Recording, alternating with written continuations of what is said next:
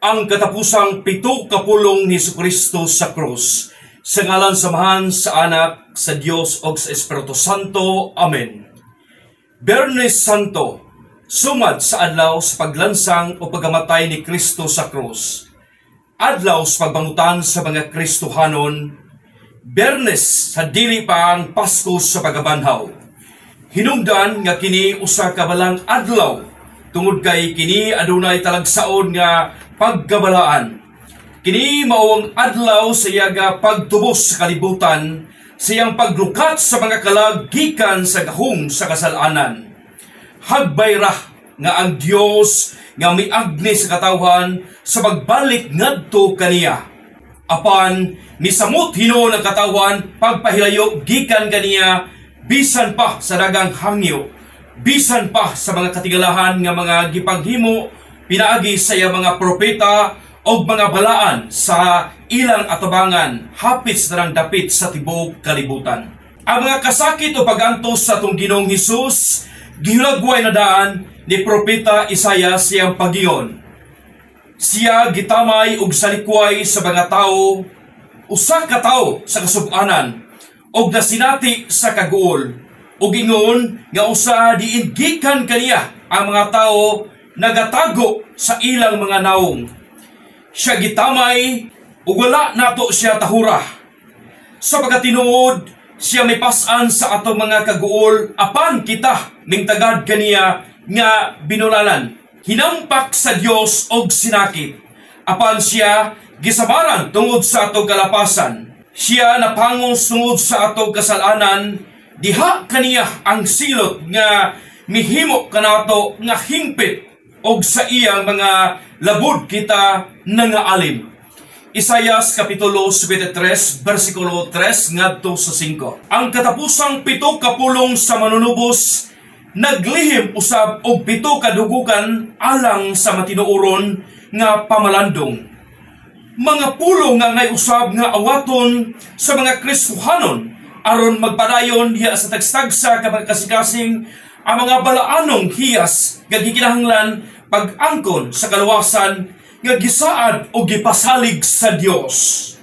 Kay gigugma gayud sa Dios ang kalibutan nga tungod niya na iyang gihatag iyang bugtong anak aron ang mutuo kaniya dili mahanaw kun dili makabaton og way katapusang kinabuhi.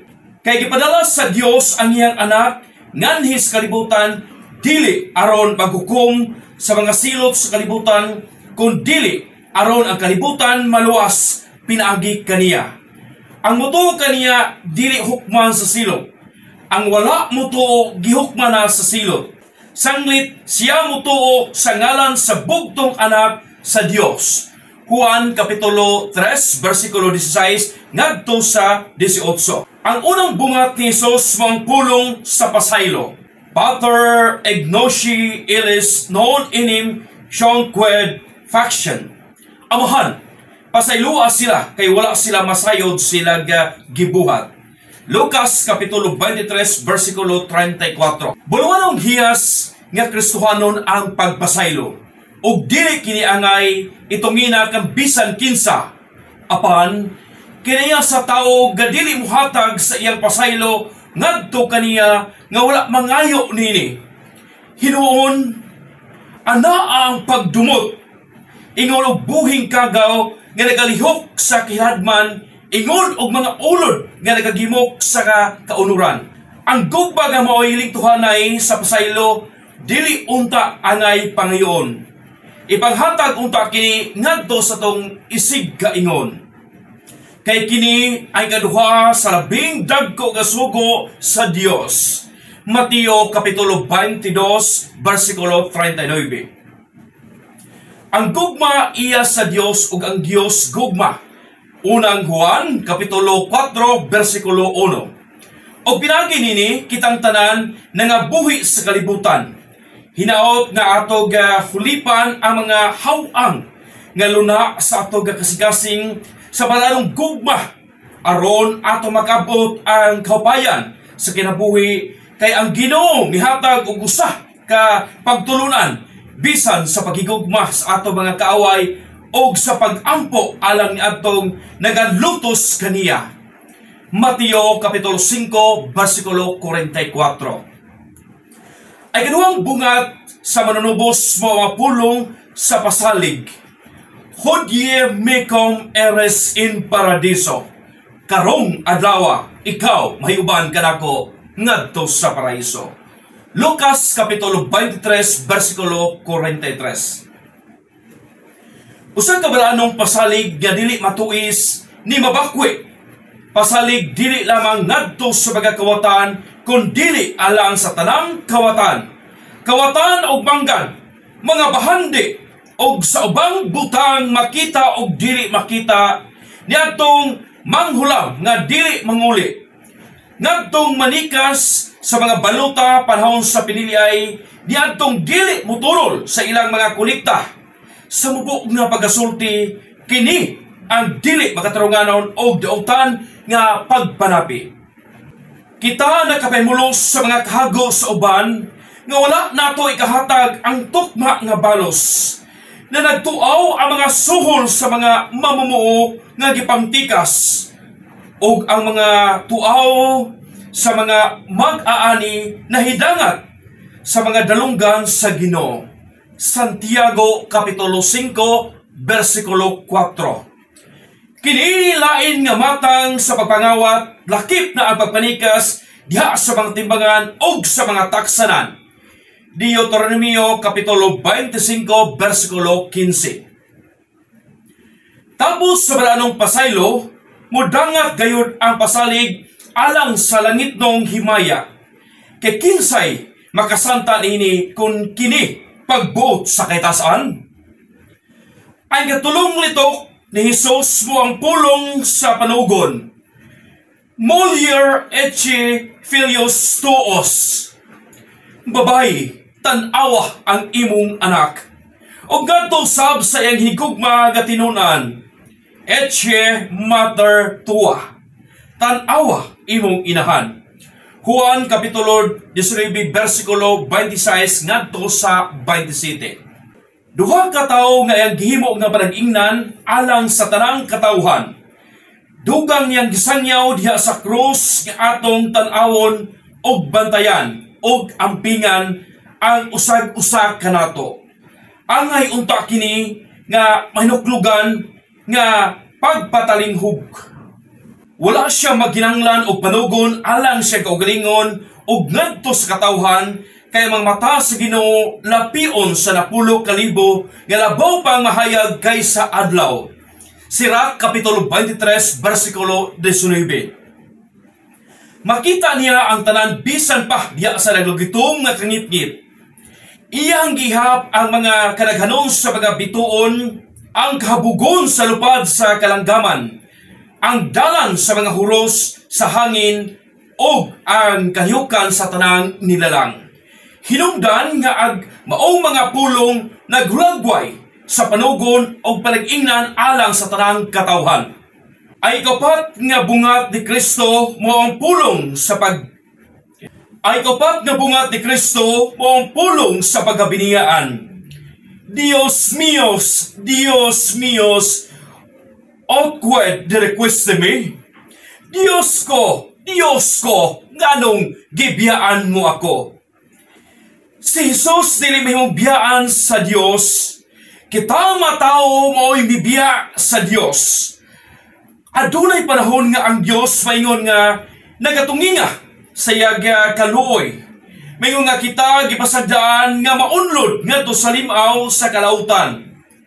Nga lugsanay nga kita magalinggawas gikan sa kusog nga bulog sa mga kasakit. Nga hapit kita mga lumos sa laom nga limaw sa kalaglagan. Kinahanglan na hugot nga pagtuo o pagkaminantuson sama sa gibuhat ni Job. Santiago Kapitulo 5, versikulo 11. Og sanglit pinagi sa paglaom kitang tanan nga luwas.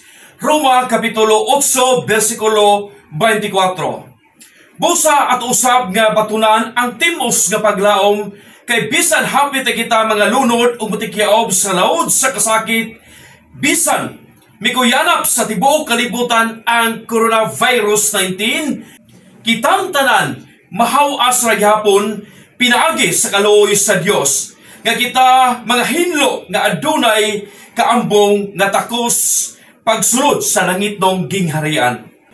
Ang kalimang nga litok sa Ginoo o ang pulong sa pangindahay. Sityo ako giuhaw. Juan kapitulo 19 bersikulo 28. Pulong alang siyang kaugalingon, pangindahay dili sa tubig ni sa alak, nga makawagtang sa gibati nga lawas nung kauhaw, kundili sa gugma o pagmahal nga makatagbaw sa pangindahay sa kasing-kasing. Ang Diyos yuhaw sa atong pagtamod o pagtuman siyang kasuguan, o sa kalagdaan sa simbahan, aron atong matagamtam ang katanlas sa grasya nga dugay na niyang giandam sugad pa sa kakaraanan.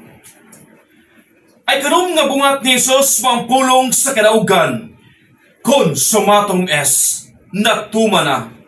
Juan kapitulo 19 bersikulo 30. Iyan ang gidaog ang kalibutan. Iyan ang gitahan ang iyang kaugalingon ngadto sa langitnong amahan.